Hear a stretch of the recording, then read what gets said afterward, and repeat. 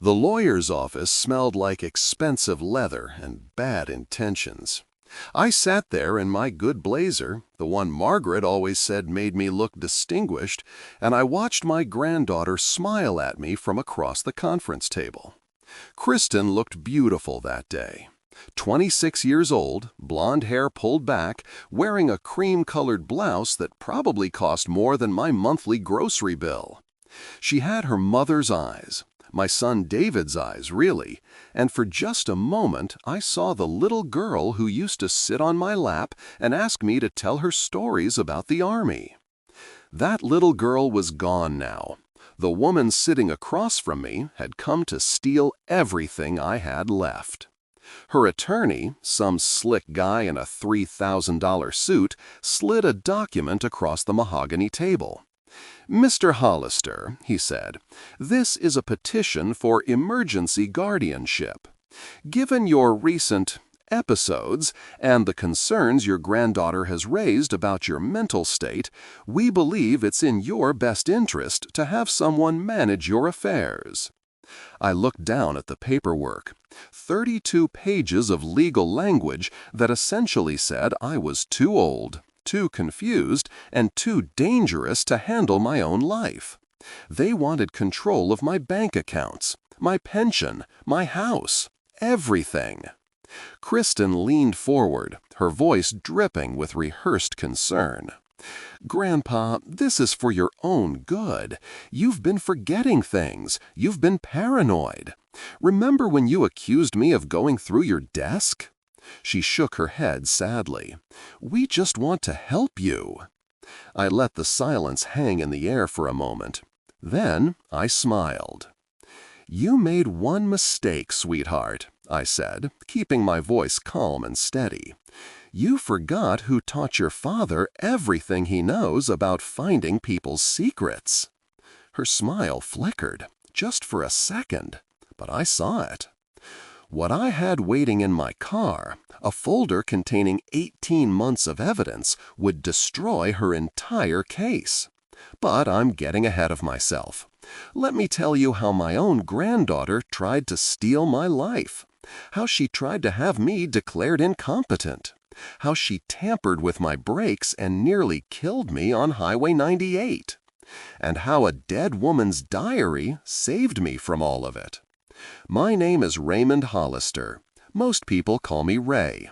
I'm 62 years old, and I spent 28 years in the United States Army, most of it in military intelligence. I retired as a lieutenant colonel in 2018, and I thought I'd seen every kind of deception the world had to offer. I was wrong. Before I tell you what happened next, let me ask you something. Have you ever been betrayed by someone you loved? Someone you would have given everything to protect? If you have, I want you to drop a comment below.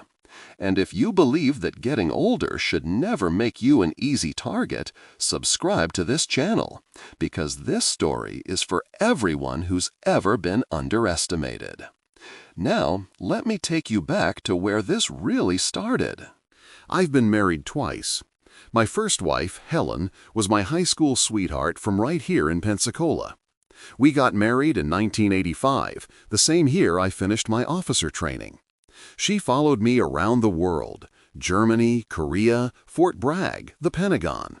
She gave me a son, David, and she was the best thing that ever happened to me. Helen died in 2006. A drunk driver crossed the center line on her way home from church. She was 44 years old. David was 18, about to start college. I was stationed at Fort Huachuca in Arizona, and I got the call at 2 in the morning. I didn't know it then, but Margaret had been trying to protect me from beyond the grave. That realization would come later, and it would change everything. After Helen died, I threw myself into my work. Intelligence analysis, counterintelligence, the kind of work where you learn to see patterns that other people miss, where you learn that the most dangerous lies are the ones wrapped in just enough truth to seem real. I met Margaret in 2009 at a veterans support group in Pensacola. She was a Navy widow. Her husband had died of cancer 3 years earlier. She had kind eyes and a laugh that could fill a room, and she understood what it meant to lose someone you'd built your whole life around. We got married in 2010. 5 years later, I retired from the Army, and we settled into a quiet life in Pensacola. I had my pension, some investments, a paid-off house in a nice subdivision. Nothing fancy, but comfortable. Margaret and I were happy. Then, 2 years ago, Margaret had a stroke. It happened on a Tuesday morning. She was making coffee, and suddenly she was on the floor. I called 911. I held her hand in the ambulance. I sat in that hospital waiting room for 6 hours while doctors tried to save her. She died that night, 58 years old. No warning, no goodbye. And just like that, I was alone again. Stop. I need you to understand something about military intelligence work. We're trained to see what people are hiding. We're trained to notice when someone's story doesn't quite add up, when their body language contradicts their words, when the details shift just a little too much between tellings. But here's what they don't tell you. All that training goes out the window when it's your own family, when it's your own blood. You want to believe them so badly that you blind yourself to everything you've learned. That's what happened with Kristen. After Margaret died, I was a mess. I barely ate, I couldn't sleep. I'd walk through the house at 3 a.m. looking for her, knowing she wasn't there. My son David called from Seattle every week, but he had his own life, a demanding job, 2 teenagers, a wife who worked 60 hours a week. He couldn't just drop everything and move to Florida. But Kristen could. She showed up about 3 months after the funeral. Said she'd taken a remote job so she could be closer to me. Said she wanted to help her grandpa through this difficult time. She was going through her own troubles, a divorce, a custody battle for her little daughter Lily, and I thought maybe we could help each other. She started coming over twice a week, cooking dinner, helping me sort through Margaret's things, sitting with me on the porch while I told her stories about the old days. She was attentive, caring, everything a grieving old man could hope for in a granddaughter. She was also systematically stealing from me, but I didn't know that yet. About 6 months after Margaret died, Kristen brought over some paperwork. "Grandpa," she said, "I've been thinking, you're doing great, but what if something happened? What if you had a fall or got sick and couldn't handle things for a while? I think we should set up a power of attorney, just in case, just so someone can pay your bills if you're in the hospital." I was still deep in grief. I wasn't thinking clearly. And she was my granddaughter, the little girl who used to call me Papa Ray and beg for piggyback rides. So I signed the papers. That was the biggest mistake of my life. For the next year, I didn't notice anything wrong. Kristen kept visiting. She helped me set up a new computer when my old one crashed. She organized my filing cabinet. She was always around, always helpful, always asking how I was doing. And then, about 8 months after Margaret's death, I finally found the strength to clean out her closet. It took me a while to work up to it. Every time I opened that closet door and smelled her perfume, something broke inside me. But I knew I had to do it eventually. Margaret would have wanted me to move forward. I started with the shoe boxes, then the dresses, then the cardigans. Margaret loved her cardigans, had about 15 of them, in every color. I was folding her favorite one, a soft gray thing she wore almost every Sunday, when I felt something in the pocket. It was a small leather journal, the kind you'd buy at a bookstore, about the size of my palm. I'd never seen it before. I sat down on the edge of the bed and opened it. Margaret's handwriting filled the pages, dates going back 2 years, little observations about her day, her thoughts, her worries. And then I got to the last entry. It was dated 3 days before her stroke. "Something is wrong with Kristen," she wrote. "I caught her going through Ray's desk again. She said she was looking for stamps, but I saw her photographing his bank statements. I don't trust her. I need to tell Ray before it's too late. I just don't know how to make him see it." My hands were shaking by the time I finished reading. Have you ever felt that? When you realize that someone you trusted has been lying to your face for months, maybe years, and you were too blind to see it? Margaret knew. She tried to warn me, and she died before she could. I sat on that bed for a long time, holding her diary, and I felt something shift inside me. The grief was still there. It would always be there. But now there was something else, too. Something cold and focused and very, very patient. 28 years in military intelligence, I knew exactly how to run an investigation.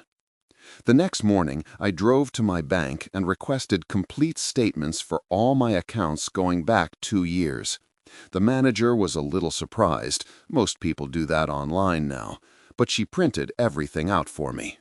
That night, I spread the statements across my kitchen table and started going through them line by line.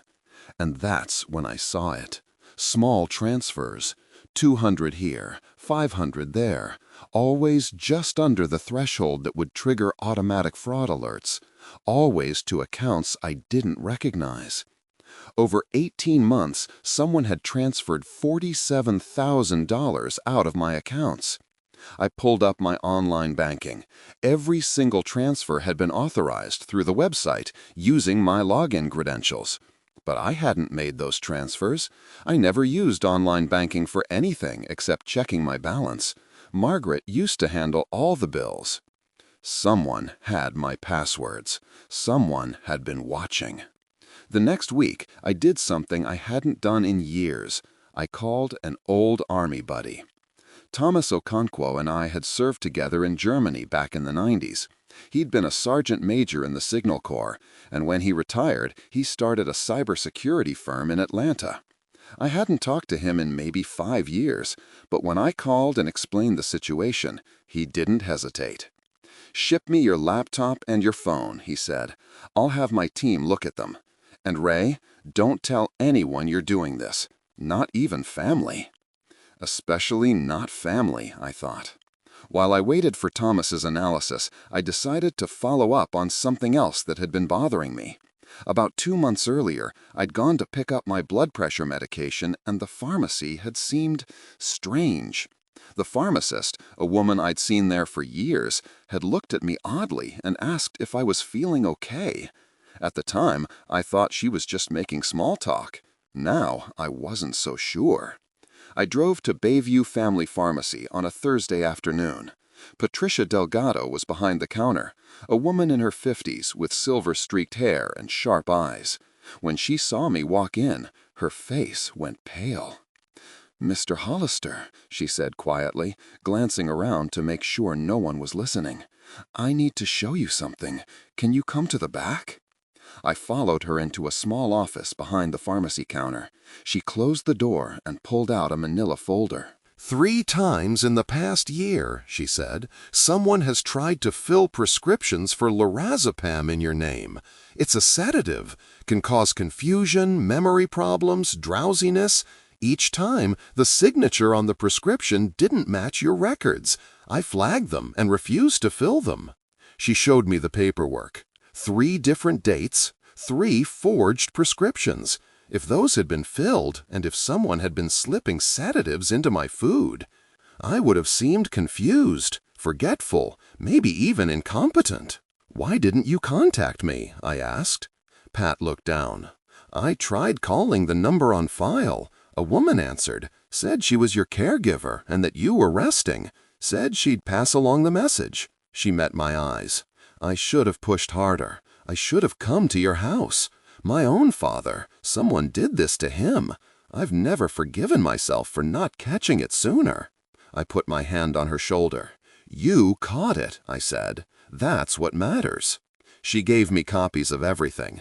Dates, prescription numbers, the fake signatures. One more piece of the puzzle. A week later, Thomas called with his findings. "Ray," he said, "I've got bad news and worse news. Your laptop has a keylogger installed, that software that records everything you type, passwords, bank information, emails, everything. Your phone has GPS tracking software. Someone's been monitoring your location in real time." I felt my stomach drop. When was this installed? According to the timestamps, the keylogger was installed on your laptop 14 months ago. Want me to tell you the exact date? I already knew what he was going to say, but I needed to hear it anyway. He read me the date. I pulled up my calendar, the one where I still wrote things down by hand, the way Margaret taught me. I flipped back 14 months, and there it was. The exact week that Kristen had helped me set up my new computer. My granddaughter hadn't just been stealing from me. She'd been surveilling me, tracking my movements, recording my passwords. She'd tried to drug me into incompetence. And now she was trying to have me declared mentally unfit. But what I didn't know yet, what I couldn't have imagined, was how far she was willing to go to finish what she started. Because the next attack wasn't going to be legal. It wasn't going to be financial. It was going to be on a highway at 70 miles per hour when my brakes stopped working. 3 weeks after Thomas sent me his report, I was driving north on Highway 98 to meet him in person. He'd flown into Pensacola to help me prepare a formal case, and we'd agreed to meet at a diner near the airport. It was a Tuesday afternoon, light traffic, clear skies. I was doing about 65 in the right lane, thinking about everything I'd learned, when I came up on a curve and pressed my brake pedal. Nothing happened. I pressed harder. The pedal went straight to the floor. No resistance, no response. My speedometer was climbing. 70, 75. The curve was coming up fast, and beyond it was an intersection. I could see the cross traffic in the distance. 28 years in the Army teaches you a lot of things. One of them is how to stay calm when everything is falling apart. I didn't panic. I didn't freeze. I downshifted hard, feeling the transmission grind as the engine fought to slow the truck. I pulled the emergency brake with my right hand, felt the rear wheels lock and skid. The truck was still going too fast. I had maybe 3 seconds before the curve. I made a choice. I yanked the wheel to the right and aimed for the drainage ditch. The impact was brutal. The airbag exploded in my face. I felt my shoulder slam against the door, felt glass shatter somewhere behind me. The world spun, flipped, and then went still. I don't know how long I sat there in that ditch, hanging sideways from my seatbelt, tasting blood in my mouth. Long enough for someone to stop and call 911. Long enough for the paramedics to cut me out. Long enough to understand exactly what had happened. Someone had tried to kill me. At the hospital, they told me I was lucky. Bruised ribs, a minor concussion, a shoulder that would hurt like hell for a few weeks. Nothing permanent. Thomas showed up 2 hours later. He took one look at me in that hospital bed and said, "I want that truck examined, not by the police, by someone I trust." The police report called it mechanical failure. Just an old truck with worn brake lines. These things happen. Thomas's mechanic saw something different. The brake line was cut, he told us 3 days later, pointing at the photographs. See here? Clean cut, then loosely reconnected. Whoever did this knew exactly what they were doing. It was designed to hold under normal driving, then fail under stress. A hard brake, a curve, highway speed. That's when it would let go. I stared at those photographs for a long time. I'm 62 years old. I served my country for 28 years. I've been in combat zones. I've had people try to kill me before. But they were enemies. They were strangers. They were people who wore their hatred openly. This was my granddaughter, my own blood. The little girl who used to fall asleep on my chest while I read her bedtime stories. She had tried to murder me. The betrayal cut deeper than any wound I'd taken in that crash, deeper than anything I'd felt since Helen died, maybe even deeper than losing Margaret. But I want you to know something. Even then, even in that hospital bed, looking at evidence that my granddaughter had tried to put me in the ground. I didn't feel rage. I didn't want revenge, not in the ugly sense of the word. What I wanted was justice. What I wanted was to make sure she could never do this to anyone else.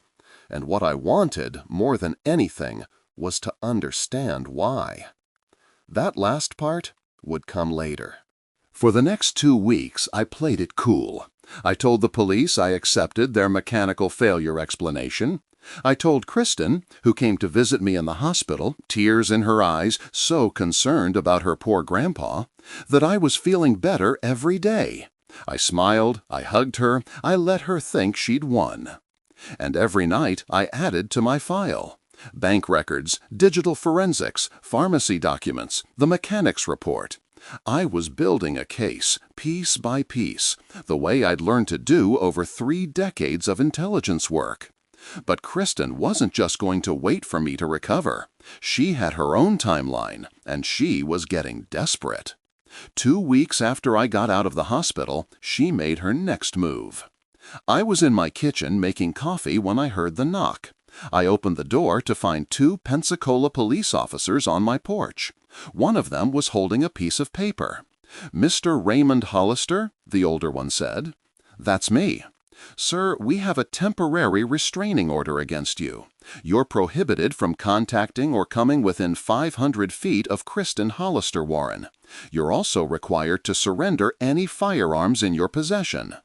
I felt the blood drain from my face. "What are you talking about? On what grounds?" The officer looked uncomfortable. "Sir, Miss Warren has filed a domestic violence complaint. She alleges that during a recent visit you grabbed her arm and threatened to," he checked the paper, "to make her regret ever being born. She has photographs of bruising consistent with her account." I stood there in my doorway, in my bathrobe, with my coffee getting cold in my hand, and I understood exactly what was happening. Kristen had gone to the police with a fake bruise and a fake story. She'd painted me as a violent, unstable old man who was becoming a danger to his family. And now I had a restraining order that would keep me from gathering any more evidence against her. It was brilliant, really, cold and calculated and absolutely brilliant. "Sir," the officer said, "do you have any firearms on the premises?" I handed over my grandfather's hunting rifle and my service pistol. They gave me a receipt. They told me a court date would be scheduled. They left. That night my phone rang. It was David, my son, my only living child. "Dad," he said, and his voice was tight with something I couldn't identify. "I just talked to Kristen. She told me what happened."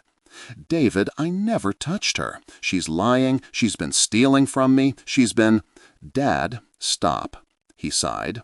"Kristen said you've been having episodes. She said you've been paranoid, accusing her of things, seeing conspiracies everywhere.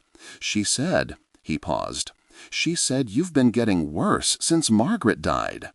"That's not true. David, listen to me." "I'm flying in this weekend," he said. "We need to talk about this in person. We need to talk about options." The line went dead. I sat in my empty house, in the dark, and I felt more alone than I had since the day they lowered Margaret into the ground. My granddaughter had tried to drug me. She'd stolen $50,000 from me. She'd tried to kill me on a highway. And now she'd turned my own son against me with a fake story and a fake bruise. I had evidence. I had documentation. But I also had a restraining order that made me look guilty, and a son who thought I was losing my mind. She had filed a police report, called me dangerous, and now my own son was on the phone saying he was flying in to deal with me, to talk about options. I knew what that meant. They were going to try to take everything. If you're still watching this story, hit the like button so more people can see it.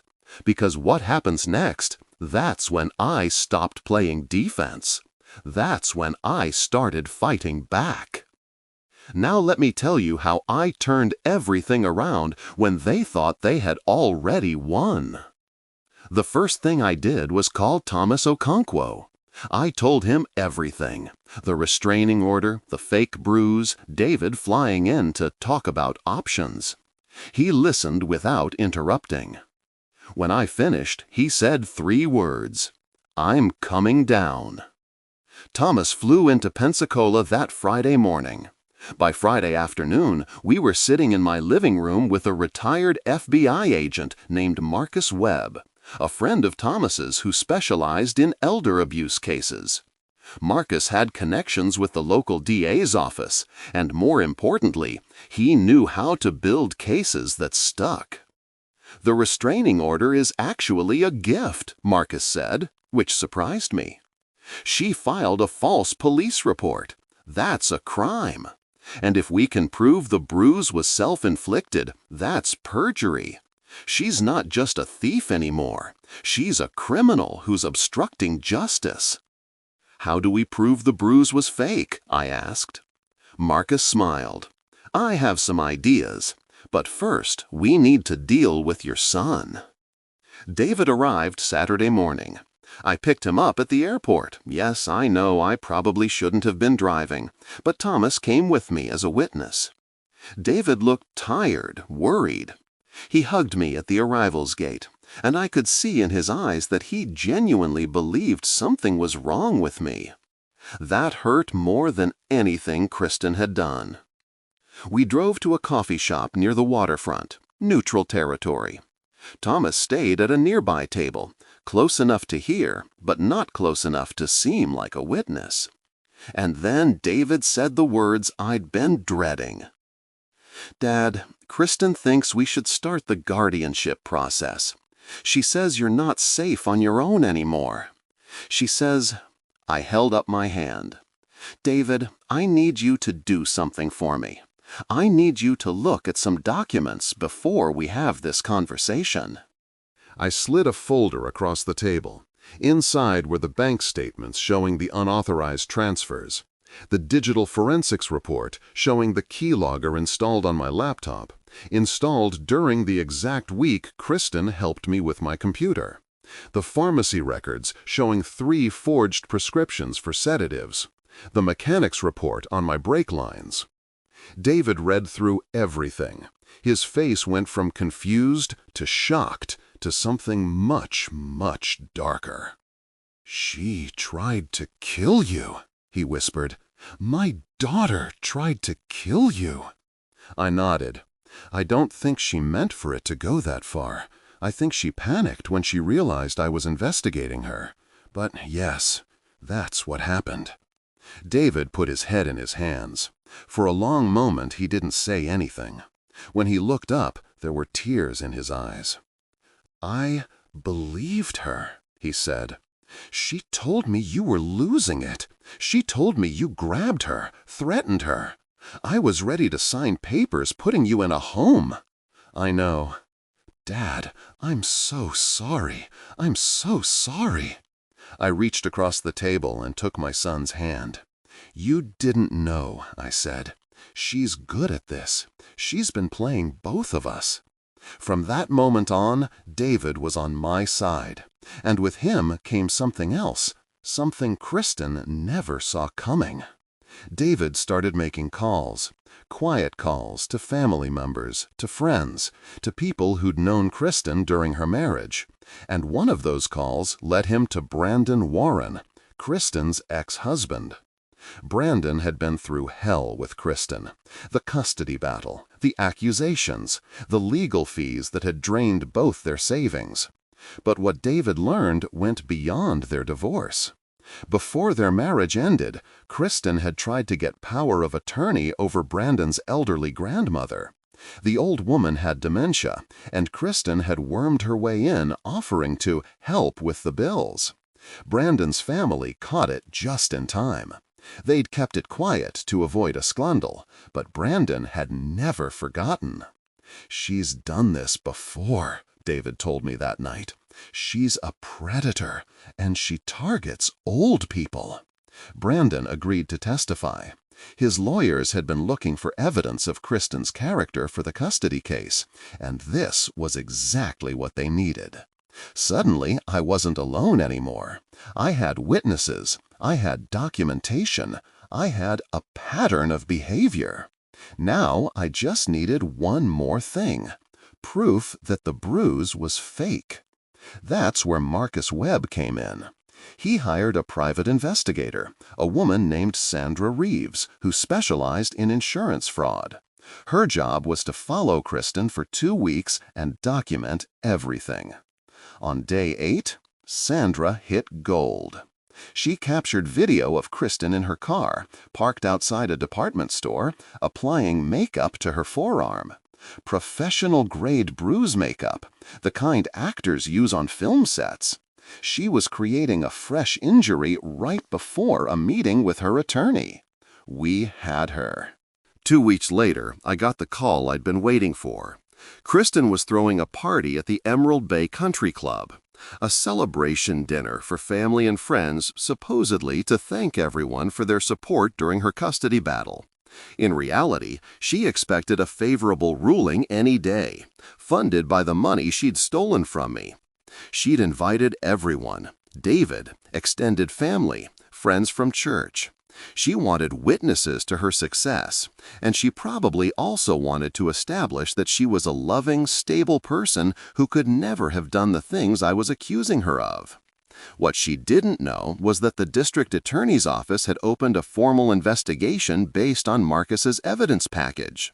What she didn't know was that Brandon Warren's lawyers had filed an emergency motion in the custody case. What she didn't know was that 2 detectives from the Pensacola Police Department would be waiting in the parking lot with a warrant. Kristen thought she was walking into her victory party. She had no idea what was waiting for her. I arrived at the Emerald Bay Country Club at 7 o'clock on a Thursday evening. The main event room was decorated with flowers and candles. About 40 people were there: family, friends, some faces I recognized and some I didn't. Everyone was dressed nicely, sipping wine, making small talk. Kristen stood near the head table, glowing in a navy blue dress that probably cost more than my monthly pension check. She was laughing at something someone said, looking for all the world like a woman without a care in her life. When she saw me walk in, her smile flickered. I wasn't supposed to be here. The restraining order should have kept me away. But here's the thing about restraining orders: they can be modified. And when you present evidence to a judge that the order was obtained through fraud and that the person who filed it is under criminal investigation, well, judges don't like being used as weapons. My restraining order had been vacated 3 days earlier. Kristen just didn't know it yet. David walked in behind me, then Thomas, then Marcus, then Brandon Warren, her ex-husband, the last person she expected to see. Kristen's smile disappeared completely. She took a step back, looking for an exit, but it was too late. Every eye in the room was on us. Here's where I turned the tables. Here's where 28 years of military intelligence work paid off. "Everyone, I'm sorry to interrupt the party," I said, my voice calm and clear. "But before Kristen gives her toast, I have a few things I'd like to share with the family." "Grandpa, what are you doing?" Kristen's voice was high and tight. "You're not supposed to be here. There's a restraining order." "The restraining order was vacated," I said, "based on evidence that you fabricated the entire domestic violence claim, including the bruise you created with stage makeup." I pulled out my phone and connected it to the room's display screen, something I'd arranged with the club manager earlier. A video began to play. Kristen, in her car, carefully applying makeup to her forearm, creating a bruise that didn't exist. The room went silent. I heard someone gasp. Kristen's face went white. That's taken out of context." "Let me show you something else," I said. The next slide was a spreadsheet. Bank transfers totaling $47,000 over 18 months, all made through my online banking portal, all sent to accounts Kristen controlled. "My granddaughter has been stealing from me since before my wife died," I said. "She installed spyware on my computer to capture my passwords. Here's the digital forensics report confirming that." Another slide, Thomas's analysis, the keylogger installation date, the GPS tracking on my phone. "She also tried to drug me," I continued. "3 separate times. Someone tried to fill prescriptions for sedatives in my name. Forged prescriptions. Here's the documentation from Bayview Pharmacy." Pat Delgado appeared on screen via video call, exactly as we'd arranged. "Mr. Hollister's statements are accurate," she said. "I have signed copies of all 3 rejected prescriptions. The signatures were clearly forged."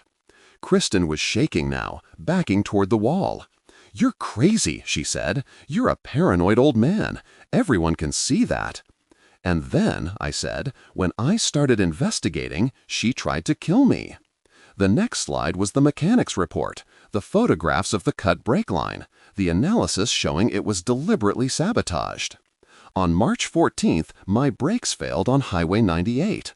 I'm alive because I knew how to steer into a ditch. The police called it an accident, but forensic analysis of my vehicle shows the brake line was cut." I looked at Kristen. She was pressing herself against the wall, eyes darting around the room, looking for someone, anyone who might still believe her. No one would meet her gaze. "And the reason she's doing all this," I said, "let me introduce Brandon Warren, Kristen's ex-husband. Brandon, would you like to tell everyone what Kristen did to your grandmother?" Brandon stepped forward. His voice was steady, almost gentle. "Before our divorce," he said, "Kristen tried to obtain power of attorney over my grandmother, who has dementia. She was going to clean out her accounts. My family stopped it just in time. This isn't the first time she's done this. It's a pattern." Kristen lunged at Brandon. "You lying son of a—" 2 men in suits stepped through the side door. Detectives. I recognized them from my meeting with Marcus the week before. "Kristen Warren," the first detective said, "you're under arrest for wire fraud, identity theft, elder financial abuse, and filing a false police report. You have the right to remain silent." Kristen screamed. Not words, just a raw animal sound of rage and desperation. She tried to run, but there was nowhere to go. When the detective reached for her arm, she swung at him, and then both detectives had her on the ground, cuffing her hands behind her back. "You can't do this," she screamed. "He's lying. They're all lying. I'm the victim here." But no one was listening anymore. Her carefully constructed facade had shattered in front of 40 witnesses. Her own family was staring at her like they'd never seen her before. Because they hadn't. They'd seen the mask. Now they were seeing the person underneath. As the detectives led her toward the door, Kristen twisted around and locked eyes with me. The hatred in that look was something I'll never forget. Pure, burning, unfiltered rage. "I deserved that money," she hissed. "You were just going to leave it to rot in some bank, you selfish old man. You never cared about me. You never cared about any of us." I walked toward her. The detectives paused. "Kristen," I said quietly, "I would have given you anything you needed. All you had to do was ask. All you had to tell me about the custody battle, about the legal fees, about how scared you were of losing Lily. I would have helped you." Her face crumpled. For just a moment I saw the little girl again, the one who used to call me Papa Ray. "But you didn't ask," I said. "You lied. You stole. You tried to destroy me. And now you're going to face the consequences." The detectives let her out. The room was silent. 40 people stood there, trying to process what they'd just witnessed. David came up beside me and put his hand on my shoulder. "You okay, Dad?" I took a deep breath. "Yeah," I said. "I think I am." Outside, I could hear Kristen still screaming as they put her in the patrol car. It was over. The legal process took about 8 months from arrest to sentencing. 8 months of depositions, evidence reviews, motions and counter-motions. 8 months of watching my granddaughter's lawyers try every trick in the book to minimize what she'd done. It didn't work. The federal prosecutors charged Kristen with wire fraud and identity theft. The state added elder financial abuse, tampering with a motor vehicle, and filing a false police report. The attempted murder charge was harder to prove. Her defense claimed the brake line could have been cut by someone else, that there was no direct evidence linking her to my truck. So the prosecutors agreed to reduce it to reckless endangerment in exchange for a guilty plea on everything else. Some people asked me if I was disappointed about that, if I wanted her to face the full weight of what she'd done. Honestly, no. What mattered to me was that she couldn't hurt anyone else. What mattered was that there would be a record, a permanent, public record of exactly what kind of person she was. The sentencing hearing was on a gray Tuesday morning in November. The federal courthouse in Pensacola is an imposing building, all marble and flags and serious-looking people in suits. I sat in the gallery with David on one side and Thomas on the other. Pat Delgado was there too, a few rows back. She'd become a friend over the past year. Kristen stood before the judge in an orange jumpsuit. No navy blue dress this time, no perfect hair or practiced smile. She looked smaller somehow, deflated. Her lawyer made the usual arguments: difficult childhood, desperate circumstances, the pressure of the custody battle. He asked for leniency, for treatment, for a chance at rehabilitation.